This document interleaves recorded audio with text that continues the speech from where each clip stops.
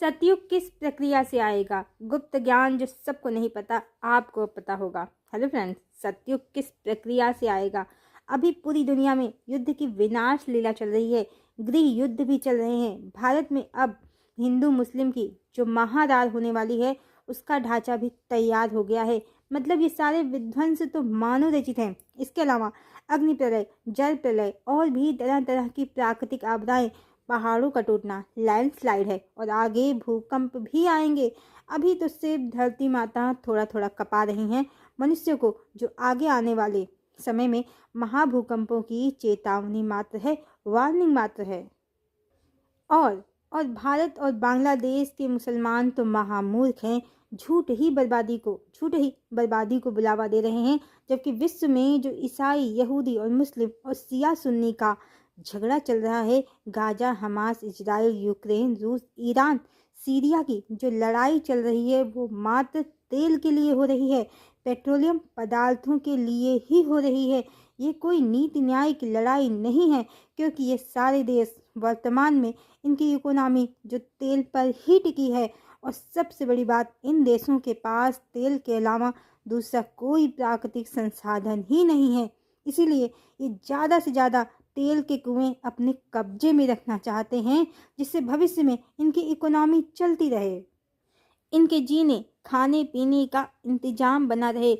और सारा कलयुग, और ये कलयुग के 2000 वर्ष पहले उत्पन्न हुए, यरूशलेम से उत्पन्न हुए धर्मों, यहूदी, ईसाई और मुस्लिम, जिनकी उम्र उतनी ही है जितना इनके पास तेल है, तेल खत्म, इनकी इकोनॉमी खत्म और इनकी हस्ती खत्म, और इनके साथ कलयुग खत्म। तो भारत और बांग्लादेश के मुसलमान तो वैसे भी हिंदू ही थे पहले, मूर्खतावश स्वयं को मुस्लिम समझकर ये अपने ही भाई बंधुओं का खून पीना चाहते हैं।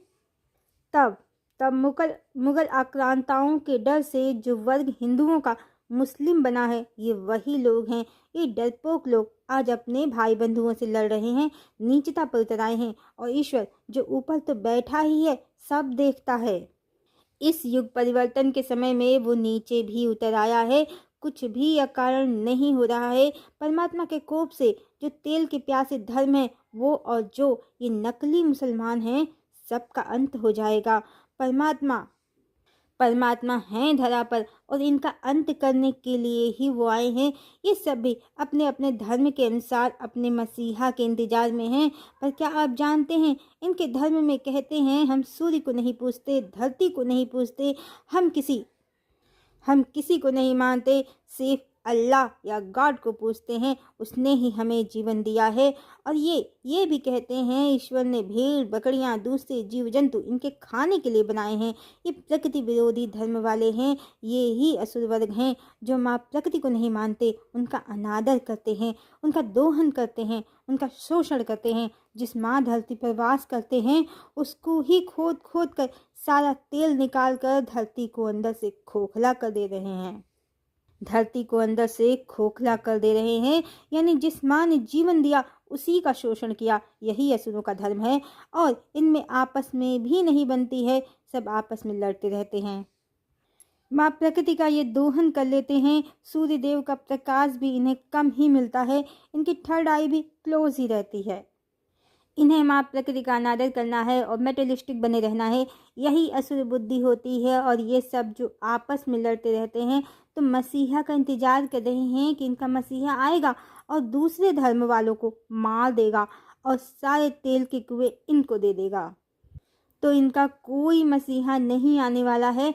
हमने पहले ही बताया है, बाइबिल एक सनातन विरोधी किताब है। इन्होंने सनातन के ग्रंथों से ही भविष्यवाणियाँ चुराई हैं और सबको मैनिपुलेट कर लिया है। जैसे ये समझते हैं कि बाइबिल वाले कि दज्जाल यहूदी होगा, वो शांति समझौता कराएगा। तो इनकी प्रिडिक्शन भी इनकी आपस में लड़ाई का ही एक सगुफा है और कुछ नहीं। जबकि सत्य जाने, कलि पुरुष जैसा कोई पुरुष नहीं है। कलिकाल अन्य युगों की भांति ही एक युग है। हाँ, इसकी ऊर्जा निगेटिव है, अज्ञानता की है, और इसीलिए कलिकाल के 95% लोगों के मन मस्तिष्क पर इसका राज है। और सबसे ज़्यादा और सबसे ज़्यादा इस कलिदानों की ऊर्जा ने इन प्रकृति विरोधी धर्मों के नेताओं, राष्ट्राध्यक्षों पर ही कब्जा कर रखा है, इनके दिमाग पर ही कब्जा कर रखा है। इसीलिए अब ये तेजी से विनाश के मुंह में समाते जा रहे हैं। इनका लालच ही इनके अंत का कारण बनेगा। और ये भी जाने, जो शांति समझौता कराता है, जो शांति लाता है, वो दज्जाल नहीं होता है। ये वही बात हो गई। असुरों की किताब में लिख दिया गया, जो सच बोलेगा, जो प्रेम से रहना सिखाएगा, जो करुणा का मार्ग दिखाएगा, वो दज्जाल होगा। ये धर्म सनातन विरोधी हैं, इसीलिए इनकी बातें भी सनातन विरोधी हैं। कलिकाल में 5D का डोर बंद होने से, 3D में ट्रैप होने से, थर्ड आई लोगों की बंद होने से, धर्म के नाम पर उल्टा पुल्टा जो लिख दिया गया है, सब सही मान लिया गया है। इसीलिए मानव जाति सत्य के मार्ग से भटक गई है। इसका स्पष्ट प्रमाण भगवान से जुड़ी कितनी ही भ्रामक कहानियां हैं। जैसे शिव जी ने गणेश जी का सिर धड़ से अलग कर दिया, विष्णु भगवान ने देवी वृंदा का सतीत्व भंग कर दिया। इनसे रिलेटेड, इनको खंडित करते वीडियो बनाए हैं हमने, जो चैनल पर अवेलेबल है, आप देख सकते हैं। कृष्ण की कई गोपी प्रेमिकाएं और अजब गजब कहानियां भी इसी मिलावटखोरी का काम है, परिणाम है। तो लगभग 2000 सालों से कलिकाल ने प्रचंड रूप धारण किया है, जो अब विकराल रूप में बदल चुका है। इसीलिए ईश्वर का चरित्र हनन करती कहानियां आपको सोशल प्लेटफॉर्म पर खूब सुनने को मिलती हैं। और लोगों की सोल कॉन्शियसनेस एकदम निचले स्तर पर है इस समय। इसीलिए इन चैनल्स पर मिलियंस के लाइक्स और व्यू मिलते हैं। भगवान के बारे में झूठी कहानियां फैलाकर जो धन कमाते हैं, जिनकी आत्मा मर गई है, सोचिए वो कौन लोग हैं, उनकी क्या गति होने वाली है। और जो इन कहानियों में चटकारे लेते हैं, उनकी भी गति इनकी ही होने वाली है। पाप की गंगा बहाना और उसमें डुबकी लगाना लगभग समान ही है। और बाइबल भी कोई ईश्वर की किताब नहीं है, ये कलयुगी किताब है। आदम की पसली से बन जाती हवा और फल खाकर ये आ जाते हैं धरती पर। और इनका एक बेटा दूसरे बेटे को मारकर अपनी ही बहन से शादी रचा लेता है।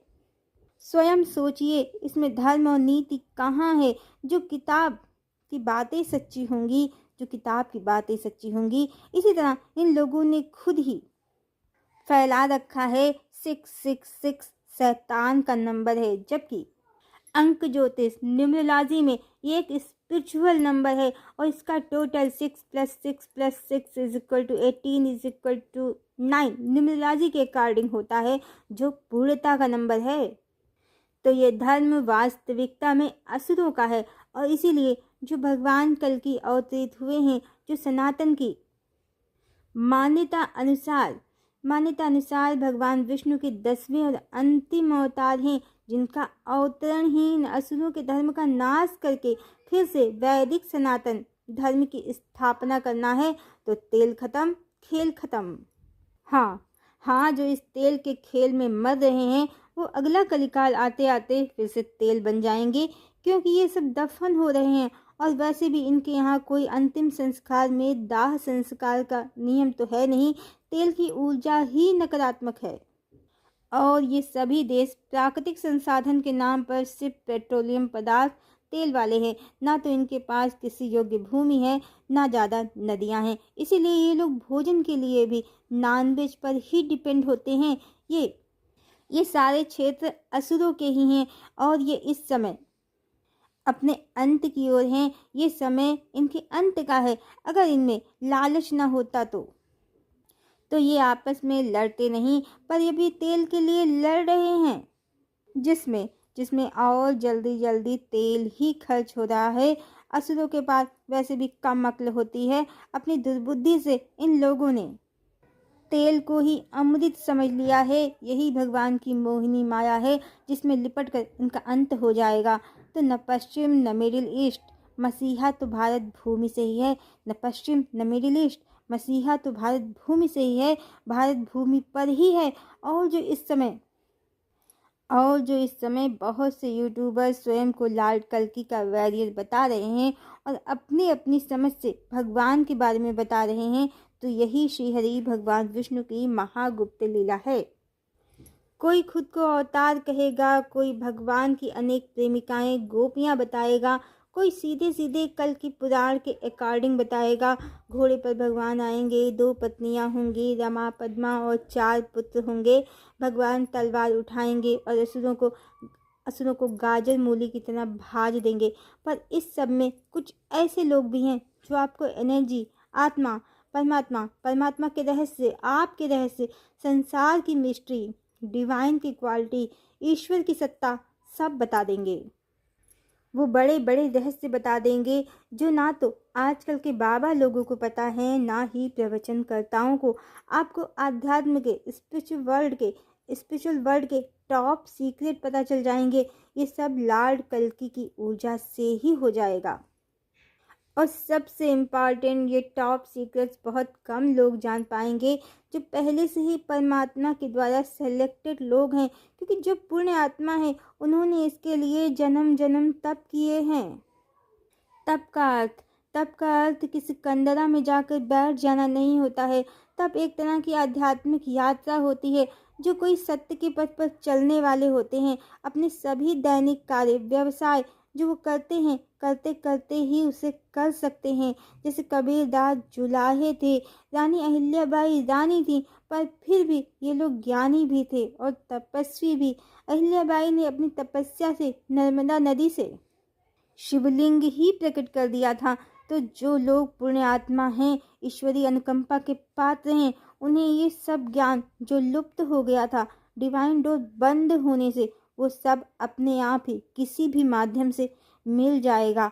और इनके साथ रहने वाले बहुत से लोग इनसे इस ज्ञान को पा जाएंगे। और जिनके भाग्य में नहीं है, वो लाख यूट्यूब करें, प्रवचन सुने या इन पुण्यात्माओं का साथ ही करें, उनको ये ज्ञान नहीं मिलेगा। तो सतयुग में स्पिरिचुअली स्ट्रांग लोग ही प्रवेश करेंगे, जो सत्य, न्याय, करुणा, परोपकार के प्रति दिल प्रतिज्ञ होंगे। डामाडोल चरित्र वाले पहले ही रिजेक्ट हो जाएंगे। और यही वो गुप्त मार्ग है जिसके माध्यम से, यही वो प्रक्रिया है जिसके द्वारा धरती पर सतयुग अवतरित हो जाएगा। दुष्ट जन आपस में लड़कर मर जाएंगे और सज्जन ज्ञान मार्ग से, भक्ति मार्ग से सतयुग में प्रवेश कर जाएंगे। और जो भक्ति के नाम पर ढोंग, दिखावा और पाखंड करते हैं, वो कितना भी हरे राम हरे कृष्ण करें, वो भी रिजेक्ट हो जाएंगे। और जिन्होंने भी धर्म के नाम पर झूठ, अनर्गल बातों का प्रचार प्रसार किया है, उनका अंत दुखद होगा, उनकी गति भी दुर्गति ही होगी। माँ दुर्गा की महिमा में कहते हैं, दुर्गा दुर्गति नाशिनी। जिन्होंने भी परमात्मा की अनेक पत्नियों का कॉन्सेप्ट जगत में फैलाया है, आदि शक्ति का अपमान किया है, तो देवी दुर्गा की कुदृष्टि है उन पर, उनकी तो दुर्गति निश्चित है। अब हमने आपको वो टॉप सीक्रेट बता दिया है जिस मार्ग से सतयुग धरा पर अवतरित होगा। बाकी लोग स्वयं को कल्कि कहते रहेंगे, उनके पास कोई काम नहीं है। ईश्वर को ढूंढने की कोई ज़रूरत नहीं है, क्योंकि जिन्हें ईश्वर के साथ सतयुग में प्रवेश करना है, जो उनके अनुयायी हैं, उनको उन्होंने स्वयं ढूंढ लिया है, सेलेक्ट कर लिया है सतयुग में प्रवेश कराने के लिए। हरिओम।